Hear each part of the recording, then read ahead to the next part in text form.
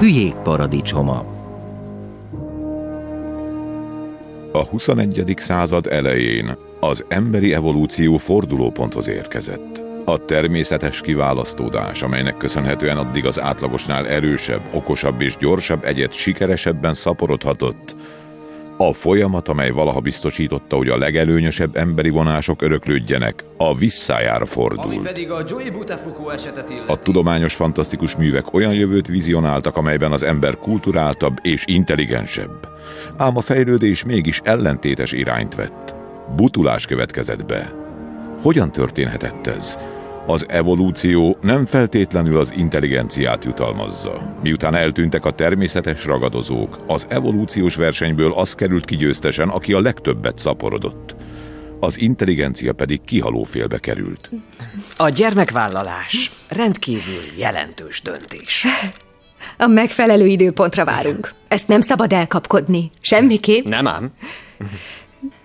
A francba, megint teherbe estem! A szentségit! Így is túl sok gyerekem van. Azt hittem, szeded azt a bogyót. Dehogy!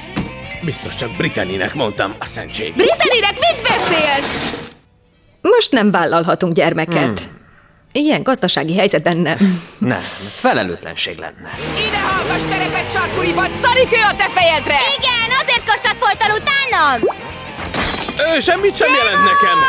A szentségit! Nem én voltam! Nem én voltam! Csak! Végre eldöntöttük, hogy jöhet a gyerek, és nem akarok vádaskodni, de nem boldogulunk. Nem vádaskodsz? Csak arra célzok, hogy mielőtt vállalkoznék a megtermékenyítéssel, legalább... Mindig az én hibám, igaz? Hát, nem én vagyok steril. Igen, mindet megdugom! Ez az, fiam! Clivon örülhet, hogy él. Jetskivel próbált egy tóból egy medencébe ugratni, de a kerítésen összezúzta a genitáliáit. Ám az őssejtkutatásoknak, illetve dr. Krinsky és Altschuler munkájának köszönhetően valószínűleg képes lesz szaporodni. Hagyja békén a dákómat!